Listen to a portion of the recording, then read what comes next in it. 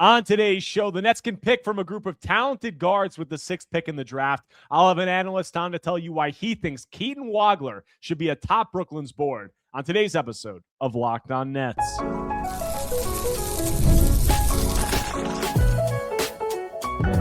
You are Locked On Nets, your daily Brooklyn Nets podcast. Part of the Locked On Podcast Network, your team every day. Welcome in to Locked On Nets. I'm Erik Slater. On today's episode, I've got Derek Parker coming on the show to talk about Keaton Wagler, his fit with the Nets, and why he would have star upside as Brooklyn's pick at 6. Let's go. All right, want to talk about Keaton Wagler now, a player that I don't think there's been enough discourse about, in the Nets Twitterverse and the Nets, just people talking about draft stuff, because it seems like there's been some thought that he's going to be the pick at 5 for the Clippers. They have Darius Garland there, smaller backcourt, want a bigger guard alongside him. But that's far from a lock. Like, Keaton Wagler could very well be available there at 6 for the Nets. And he's a player that, based on a lot of analysts, it seems like are going to have him as the 5th-ranked player on their board, which would mean that he would be, to some people, the best player that the Nets could get in this range realistically. How do you feel about that? Like, I like him as a prospect. I'll get into my thoughts, but how do you feel about that? If you're looking at these guards in the Nets range or these players just after the top 4, is he the top guy in your opinion, just absent of team context or anything like that? Do you think he'd be the top guy on your board?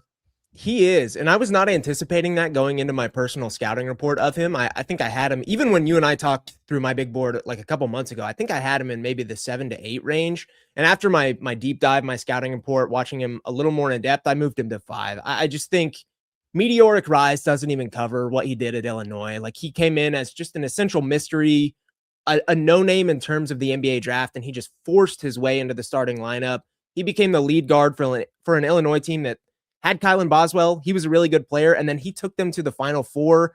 He showcased so much ability in terms of like the slashing and the size and the craft, and the shooting shot making, I think, was the best in the country. He's just unbelievable in that regard. So I did end up moving him to 5, and I think, like you said, regardless of team context, I would probably keep him there.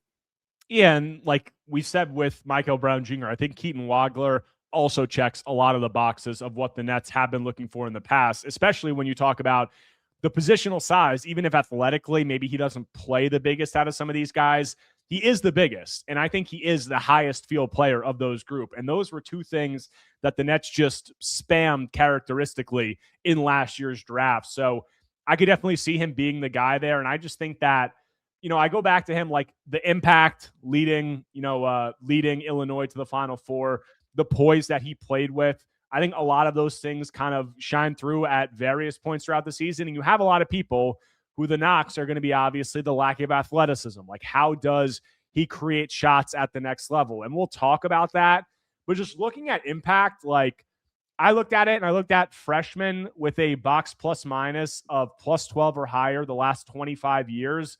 There's only 14 guys who have done it. It's Wagler, and then the list, I'm going to rattle it off: Zion, Cam Boozer, Anthony Davis, Cooper Flagg, Chet Holmgren, Karl Anthony Towns, Darren Peterson, Caleb Wilson, Evan Mobley, Kingston Flemings, Nerlens Noel, Brandon Miller, Lonzo Ball. So there's a lot of guys in this freshman class in that group, but outside of those guys, pretty good company to be in. And I think that speaks to the impact that Wagler has had. And I, in preparation for this episode, I went back and I watched some, full games, and I watched that Houston game where he didn't even play well from the field. Like, he struggled. It was 4 of 14 shooting, but like one of the most impressive 4 of 14 shooting games that I think I've seen, because he started off slow, he rebounded from it, and it's just the composure, like handling the pressure. Only 1 turnover in that game against that Houston defense, the defense that he can play himself, the rebounding, the shot making, like we'll get into all that. He just seems like, in a league that's trending a lot towards positional size and feel for the game and IQ and decision-making, things we're seeing in these playoffs, even if he doesn't check the explosive athleticism box, he has all that stuff to the up-temp degree, in my opinion. Yeah, he's pretty unflappable as just a guy in general. He's just a possession winner. Like, everything you look at in terms of the NBA and wanting to win possessions, like the playoffs is very like possession to possession based. You want to win every single possession, whether that's grabbing offensive rebounds or cleaning the glass or like not turning it over. I think he just offers that in bounds. Like, he is completely averse to turning the ball over. He takes high efficiency shots. He may not have like the flashiest passing upside, but he makes the right passes very consistently. He will crash the glass. He's just a really, really impressive guy. And you talk about the athleticism. I like to say traditional athleticism because I think he has a lot of non-traditional athleticism in terms of some of the bendiness and the elasticity of his limbs and like not tearing his ACL every time his knee touches the floor. Like if I tried stuff he did, like my knees would explode. So I think he's not traditionally athletic. He's like not dunking the ball 50 times a game, but he has athleticism. Like this is a guy that scored a lot of points and had a lot of impact at the college level. Like he is an athletic guy. It just might not be run and jump type stuff. Yeah, and if we talk about the offensive profile, I mean, that athleticism that you pointed out, like, there's been a lot of conversation about how does he get downhill? How does he score at the rim? And look, like, it wasn't great at the rim. He shot, 57.5% at the rim, which is, it's not atrocious, but obviously not great. But like that Houston game I was referring to, where he was facing a lot of pressure at the point of attack, he was still getting downhill. Like he was still getting to the basket. Like he does have a lot of craftiness. And like, this is some of the concern, and we'll talk about the fit in the next segment. But a lot of the concern amongst Nets fans, I think, is going to be Yegor Dioman, like limited athlete, the lack of downhill juice, just the lack of force, like pairing those two guys together. How does that limit you? And look, I'm not saying there are no concerns there, but I am saying he's a much higher level on-ball prospect than Yegor Dioman, in my opinion. Like, I think it's a completely different level, and he was a completely different level of three-point shooter at the college level, even if maybe that was not Dioman's like true shooting potential that season. But for him, I think it does start with the three-point shooting. I mean, he was at 40% on 11 threes per 100 possessions. Like, he can really leverage that shooting ability, in my opinion, to get downhill. And then once he does get downhill, as you said, unflappable decision maker, like the ball gets to the right place. And I think that that's something that is undervalued amongst NBA fans because, as you said, it's not the flashiest. But like winning the possession battle is one of the biggest things that you talk about in the NBA, whether that's limiting turnovers, whether that's offensive or defensive rebounding. I think that he can help in all of those areas. So just what's the thing that stands out most to you about his offensive profile and why it can translate to success in the league, and then taking it a step further, success in a playoff setting? Yeah, I think it's just the craft is like the absolute number one thing. And I brought some stuff because I knew the Geoman conversation would happen. Keaton Wagler, 77th percentile in creation. He was 83rd in unassisted rim attempts per 100, 73rd in rim attempts per 100. That is just like a different level than Yegor Dioman. Wagler is just so much craftier. Like, it comes down to the way that he can kind of chain moves together and handle the ball. He shot 5.8 free throws to Dioman's 2.5 at the college level. That's a 0.48 to 0.27 free throw rate. It's a huge difference. Like, there are some similarities. There's some overlap. But Wagler is point blank, full stop, just a better handler of the ball. He is the better on-ball player. He's also a player that had shooting in the bag already at the college level and thus knew how to leverage that in getting downhill. That's probably, like, in reverse engineering it, that's probably Joman's like future outlook, is like, now he has this shooting. How does he leverage that into getting downhill? Wagler has that. Like, was the rim percentage great? No, but he absolutely got downhill. The reason that rim percentage number isn't awful is because the volume was so high. Like, he got downhill a lot. He leveraged his shooting ability into getting downhill, and he made things happen. And he drew a lot of free throws. He made some buckets. He missed some, but I do think it's pretty different in terms of the player that they are with the ball in their hand. Now, when you look at the off-ball profile, there's some similarities, like obviously the size and they're not, running and dunking all the time, but I do think they're pretty different. And I also think there's some good overlap, like in terms of the decision-making. Of course, they're not like the most explosive athletes, both vertically and horizontally, but two players that don't turn the ball over, two players with high passing upside, two players that can take threes and drive in moderation. Like, that's not such a bad thing in my mind. Yeah, and I think that it's something that you're seeing. Like, I've kind of gone back and forth on it a little bit, because you look at the playoffs, particularly this Western Conference series with the Thunder against the Spurs, and sure, like, that's a high bar, but like the level of physicality, the level of force that some of these guys are playing with. Look, Keaton Wagler is he's a freshman, very young kid, but like, there are some concerns of like, oh, like, how does he hold up against that? But to me, like, the decision-making, the composure, like some of that, that's the other end of it, where like that fits into I think a lot of what you're seeing in these playoffs. And then also, you just touched on the three-point shooting, being able to shoot from anywhere, getting the ball where he needs to go, taking advantage of advantages, capitalizing on those opportunities. Like, that 0.5-second decision making is such a big thing. And another thing that we saw, Sean Marks literally, like, those were the words that came out of his mouth, is 0.5 decision making. The ball doesn't stick. It gets where it needs to go. Wagler has that. He has the shooting ability. He has, a lot of the things that you're going to look for. Before we go to the second segment, just to the people who are skeptics and do say he's not going to be able to create shots to the next level, like he's not going to be able to get downhill, like this isn't going to work, he's going to be relying too much on tough shot making. Just what would be your retort for why it is going to work out? I would say go watch his, I don't remember the exact number. Was it 49? Go watch his 49-point explosion at the college level. Yeah. Watch just how good of a shooter shot maker he is and how he leverages that into getting downhill. Like, obviously, just being able to simply create via physical tools is the number one way you can get downhill and succeed. I think Michael Brown Jr., as we touched on, is proof of that. But also leveraging how good you are outside can do the same thing. Like, people not knowing whether he's going to pull up and shoot threes or try to get downhill has them kind of playing on their heels and teetering of which one's he going to do. And I think he's adept enough at both that he's just a dangerous player. So that would be it. Go watch his best game of the season. See how he leverages, the 3-point shot into the rim attempts and vice versa. His ability to get downhill and keeping them on his heels and then getting into the shot. Like, he's an impressive player in terms of like micro moves and just the way he leverages the different aspects of his game. Yeah, and that game, that was the Purdue game, right? You're talking about? Yeah, and that's like on the road, not an easy place to play. Like, I think that goes along with the unflappability, if that's a word. Like, he went in there just a guy who was not a, highly touted prospect, like 3-4 star guy, very low in his class, like just has the confidence to go in there, take over Illinois offense and thrive in an environment like that. I think that speaks to kind of some of the traits that we've been talking about. I do want to talk more about his fit on the Nets, how maybe they'll value him relative to some of these other prospects, and how he could, potentially be a guy that they build forward with. So we'll get into all that when we continue Locked On Nets after a quick break.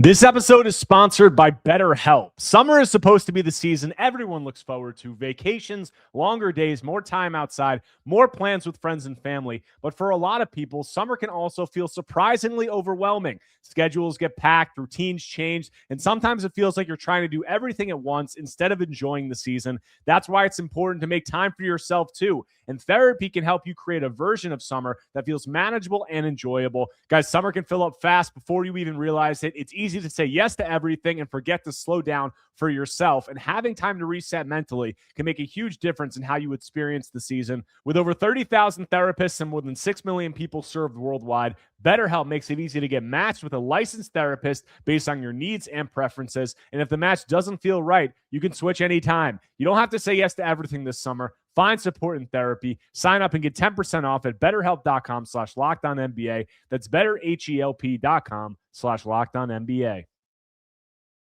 Guys, there's nothing like playoff basketball live. The intensity, the crowd, the rivalries. It's a completely different experience when you're in the building. The NBA playoffs are where unforgettable moments happen, and being there in person just hits different. Game Time makes it incredibly easy to find tickets, even for those hard-to-get playoff games, in just a few taps. And with the Game Time guarantee, you know you're getting 100% authentic tickets on time at the best price. Guys, Game Time makes it easy to find seats in just a couple of minutes. Great seats. One thing that I really like is the price you see is what you pay. Fees are included, so there are no surprises at checkout. The seat view feature is a game changer. You can actually see what your view will look like before you pay. So take the guesswork out of buying tickets with Game Time. Download the Game Time app, create an account, and use code LOCKEDON for $20 off your first purchase. Terms apply. Again, create an account and redeem code LOCKEDON spelled out for $20 off. Download the Game Time app today.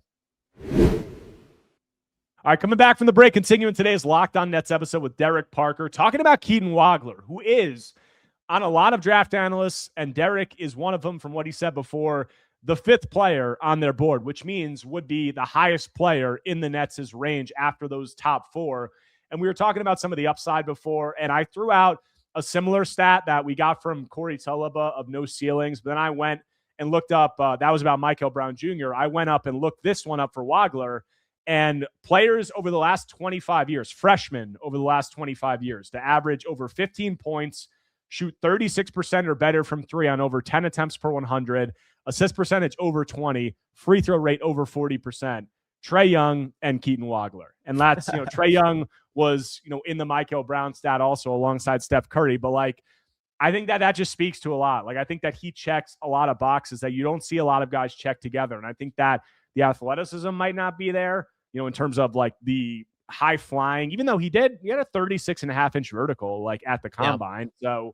So, that might not be there, but like Derek said before, the functional athleticism, the ability to get downhill, the ability to maneuver in different ways. Like, also, I think a difference to Yegor Dioman. Like, when you see Yegor move, obviously he's, 2 or 3 inches taller, but like, it's a lot more rigid. It's a lot more upright. Like, you see him running down the court, it just looks a little bit more stiff. Keaton is a fluid mover, even if he's not like the most explosive guy. Like, as you said, the way that he can stop and spin and slither through and contort his body around the rim. We saw some D-cell game during the tournament when I rewatched those games. It's just stuff that Yegor didn't do. So I think there's upside there. I think there's potential. I do want to talk about, his fit on the Nets, how you think that he could be a guy that they build forward with. Obviously, a lot of people banging the drum for upside. I do think that Wagler has pretty good upside. And I also think he should be a relatively safe pick just based off of the size, shooting, decision-making, how he can hold up defensively, similar to Yegor. But what do you think about the fit? What do you think the upside is, the levels that he could reach and how the Nets could build forward with him? I'm glad your query came back similarly, just kind of nixing Steph Curry there, because I think the fit is pretty similar to Michael Brown Jr., where he maybe shades a little more point guardy. I think Wagler shades a little more as a wing, but it's very much still the same style with the Brooklyn Nets in terms of a lot of different guys being able to handle the ball, him being one of them.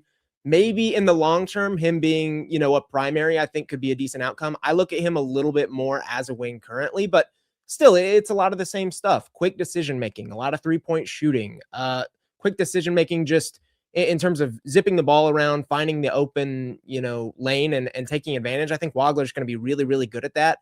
He's not necessarily a player that's just going to absolutely dominate on-ball reps. Like, he's going to be able to move the ball, play on the wing, shoot open threes, and then do the on-ball stuff when needed. So I think it's a similar fit. Again, I think where Michael Brown Jr., maybe the upside as a true point guard is a little bit higher, Keaton Wagler's upside on the wing is also very, very high, just in terms of all of the positives we've talked about you want in a wing. What do you think about him positionally moving forward? Do you think he's a point guard, or are we going to get into obviously a better ball handler than Yegor? But there was the question with Yegor, is he a point guard? Is he a wing? It seems like he's trending more towards a wing, an off-ball guy. What do you think about Wagler? Or do you think that he's not going to have a certain position, and that's kind of some of the beauty of his skill set? I think the latter probably. I lean a little bit more wing, especially early in his career. I don't see him as a player that you just throw into the fire and you make a point guard out the gate and you just run him at point guard for 5 years just to hope it works out. Like, I do think he's a player you probably plug in and let him play to his own strengths. Like, don't just throw him into the fire because, with the lesser athleticism, it's probably not going to work out that way. But if you kind of let him ramp up and then maybe in years 2 and 3, you just start sprinkling in more on-ball ability, and then by year 4 in like Shea-like fashion, he's then running the offense and he's then, this big guard. I think that can be a great thing. I think you kind of need to lead up to it. So all that to say, early in his career, wing, off guard. Later in the career, I do think there's on-ball upside, and I do think there's lead guard creator upside down the line too. What do you think about the Jamal Murray comp? Because I feel like that's one that people have thrown out there a lot, and obviously not a one-to-one in terms of players, but Murray, a guy who relies a decent amount on tough shot making. I think even on smaller sample size, shot much, much better at the rim during his freshman year at Kentucky than Keaton Wagler did. But just what do you think about that comp as a guy who's relied on tough shot making and had success at the next level, or any other comps that you have for Keaton Wagler of guys with similar archetypes who have, worked out at the next level? I don't hate the Jamal Murray comp. I do think the main differences are, like you said, the rim percentages and also the movement shooting. Like, Keaton Wagler's pretty far from being able to like run the pick and roll with Nikola Jokic and like fly off a screen. Like, he's not shooting off movement a ton. Not that he won't have that in his bag eventually. I think he's a very good 3-point shooter that only stands to get better. But those are the primary differences. Outside of that, I can squint and see the vision. I've also kind of been setting him up as like 60% of Shea. I think there's going to be a lot of Shea comps made in the next decade. I'm not going to be fans of all of them, but when you look at like Kentucky Shea, I think there are similarities, right? Like, they're slinky. They're not dominating with vertical athleticism. They're dominating with craft, and there's a lot of upside as, an off-ball player, an on-ball player. that was Shea before. People forget because he's the 2-time MVP now, but this was not always Shea. He had to add a lot to his game, and I think Wagler will very much be in that same vein of he needs to add to his game, but he's also a very positive and impactful player right now. Yeah, and I think also the defensive stuff, like I watched that game against Houston. Like I know the wingspan didn't come back where people hoped it would at the combine, like 6'6.5" or something along those lines. But he's a guy who competes defensively. I think he has a good understanding of defensive rotations. And I do think that you see that size, you see that length, you see it play. Like he had 12 rebounds, I think, in that game against Houston. Like he competes on that end. I think that the Yegor Keaton Wagler pairing, like there are rightful concerns about that, but I do also think that, like you said before, just like spamming guys who are big, who can handle the ball, even if Keaton, I think, a little bit better than Yegor, who can shoot, who get the ball where it needs to go, and who can hold up defensively. I do think that that's not a terrible direction to go. I think it's one that I could definitely be talked into if I'm a Nets fan or if I'm the Nets front office. But I do want to talk last thing about some of the comparisons of Keaton or any of these other guards, some of them against each other. We'll bring Darius Acuff into the conversation, even though I'm going to talk to somebody else about him. Just how do we compare all these guys? How would the Nets, or how should the Nets have them graded out? So we'll get into all that when we close out Locked On Nets after a quick break. Missed calls and slow follow-ups are silent killers for businesses. That's how money gets left on the table without people even realizing it. That's why today's episode is brought to you by Quo, spelled Quo, the business communication system built so you never miss a call. Quo helps businesses keep every conversation organized by letting your entire team manage calls and texts from one shared number. No more drop messages, missed opportunities, or disconnected communication. It's designed for how modern businesses actually operate. Guys, the part I love, everything lives in one clean thread. Calls, texts, and voicemails. The whole team sees the conversation, so nothing falls through the cracks. And the AI summary saves serious time by logging calls and highlighting the next steps automatically. It just makes your business feel organized. It just makes your business feel more organized and responsive. Guys, money is on the line. Always say hello with Quo. Try Quo for free plus 20% off your first 6 months when you go to quo.com/LockedOnNBA. That's QUO.com/LockedOnNBA. Guys, there are certain flavors that instantly feel like summer, and for a lot of people, those classic red, white, and blue freezer pops are right at the top of the list. Sweet cherry, lime, blue raspberry. It's one of those nostalgic summer flavors everybody recognizes. Now 5-Hour Energy is bringing that flavor combination into the new Firework Freeze 5-Hour Energy shot, blending sweet cherry, zesty lime, and electric blue raspberry into one refreshing shot inspired by those iconic summer freezer pops. Guys, for me, summer reminds me of playing hoops, just like I talk about on here every day, playing in the driveway with my brothers, with my dad, with my friends, whoever, getting work in, getting a good sweat in, competing. And after that, those red, white, and blue freezer pops, they just hit different. And the same will happen with the flavor from these 5-Hour Energy shots. So ignite your taste buds with the flavor of summer. Get a Firework Freeze 5-Hour Energy shot today. For more information, visit 5hourenergy.com. All right, coming back from the break, closing out today's Locked On Nets episode with Derek Parker, talking about Keaton Wagler and talking about some of these other guard prospects. And we did an episode also talking about Michael Brown Jr. You said you've got Keaton probably at 5, Michael Brown Jr. probably the highest upside of those guys. Just how do you compare all of these guys, and particularly bringing Darius Acuff into the conversation? Because I think that he's going to be the guy that, Kingston Flemings, I like him. I did an episode with Ben Pfeiffer about him last week. But I think that he's probably going to lose some ground here just due to the size and some of the scoring, concerns. You can talk about him if you want.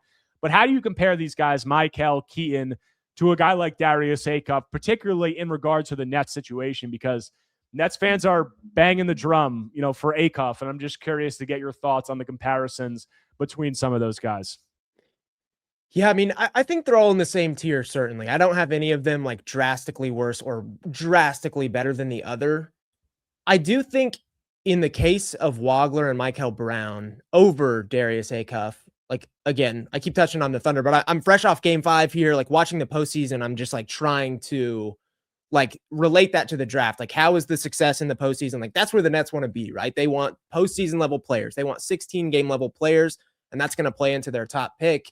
The name of the game just continues to be versatility. You can't be a one-note player. And I'm not saying that Darius Acuff is that. Like on the Michael Brown Jr. episode, I said, offensively, I think he'll be able to play off the ball. Like, I think he's a versatile offensive player. But defensively, like we use that word again, pigeonhole, he absolutely pigeonholes you to being the point guard. And if he's, Jalen Brunson level, then great. That's awesome. But with Wagler and with Michael Brown, I just think there's so much more versatility there to be had, like in terms of being able to play them on the wing, at the 2, at the 1, slide into so many different lineups. I think even Fleming's to some degree, like if the 3-point shot ever does come around to a higher degree, there's versatility there too. Like he's going to be able to guard across more positions than probably anybody mentioned. So in looking at the postseason, I just think versatility continues to be a huge, huge thing. And one thing I'll say to make my ultimate Wagler case, I'm not like as worried about the defense with him at all. Like I think he's actually going to be a good defender at that level. He's got the requisite feel for the game. He's got a high IQ. I think he's going to be a pretty good defender. So in making my case for all of them, I think it would go Wagler, Michael, Acuff, throw Flemings wherever you want in there. Yeah, and I do want to ask you, though, because the argument for Acuff in this conversation, it's not going to be defensive, it's going to be offensive, is that he has a higher offensive, maybe not even a higher offensive ceiling, but a higher offensive floor. Like he's going to come in and be a higher level offensive player from day one, just better feel, the shot making, the decision-making, all of that, than guys like Michael Brown Jr. or Keaton Wagler. Like, how do you feel about that argument? Because there really isn't another argument for Darius Acuff over that. Like, the argument that you keep hearing is, like, most likely to be an all-star, it's Darius Acuff. I would contend that, not that I don't like Acuff. The goal isn't to make all-star games. It's to win championships. But, like, Nets fans are craving buzz. They're craving all-star appearances, excitement, some of that stuff. How do you feel about the argument of, Acuff just is going to be a better offensive player than prospects like Michael Brown Jr. or Keaton Wagler? Yeah, I think it's the right argument. Acuff is an absolutely stellar offensive player. I mean, there's no holes in his offensive game. Like for all of the good stuff we've talked about with all of these prospects, you can add it all up and it's still probably not as high as Darius Acuff's offensive ability. Like 3-to-1 assist to turnover ratio. You talk about poise. This is a guy that was hitting huge shots, led Arkansas to the SEC title, the Sweet 16. He can do everything on the ball. I think as a 3-level scorer, I don't know if there was a better one in the entire of college basketball. So he's a stellar offensive player, and I don't want to detract from his season as a whole. If that's the argument you're making for Acuff, then I think it's the correct one, because he really is just an unbelievably poised and light years ahead of his time offensive player. Is there a but in there, though? Like, just, so you think the defensive concerns outweigh that stuff in your opinion of what you're looking for in prospects, or just the malleability of the skill set? Like, that's kind of how I've been looking at it, but I understand the argument both ways. But for you, it's just those defensive concerns are a little too scary for you. Yeah, it is. And in some of the things we talked about with Mike Hill, where he was like very, very, tapped into what he needed to work on, some of Acuff's comments at the combine of like his defense weren't sparkling for me. I think when looking at the postseason again, like there's not a lot of Acuff level defenders out there. And if there are, like, they're being picked on. So I think that is a separator. And that's not to say that he won't be an impactful player. I think we're kind of, splitting hairs here anyway. Like, I think, as I've said, this is a tier and they're all very close. And I think situationally, there's a lot of differences. Like if Acuff goes to the Kings, I think that's different than Acuff going to maybe the Nets. So yeah, they're all very close, but I do have the others ahead of Acuff just due to the defensive concerns, due to him really only being able to play the one. All right, Derek, appreciate taking the time as always. You do a great job. If you guys do not already, go check out Derek's stuff on YouTube. Go check out his scouting reports. I'm going to link the scouting reports below to Keaton on this episode and to Michael Brown Jr. on the episode we did there. But appreciate it. Also, go check out Derek's stuff on Oklahoma City. A lot of people are going to be following the finals. They'll have coverage of if they make it to the finals, also this Western Conference series. So good stuff, Derek. Appreciate you taking the time as always. And yeah, hope to talk to you again soon. That does it for today's episode of Locked On Nets. Hope you guys enjoyed the talk with Derek. If you do not already, make sure to subscribe to Locked On Nets on YouTube and wherever you get your podcasts, whether Apple Podcasts or Spotify. If you enjoy my content, take a second right now. Smash that like button, leave a comment, leave a 5-star review. Anything you can do to engage is much appreciated. Got another mailbag episode coming up on Friday. Got a lot more draft stuff coming up after that. So I've coverage of all that and more when I'm back tomorrow talking more Brooklyn Nets basketball.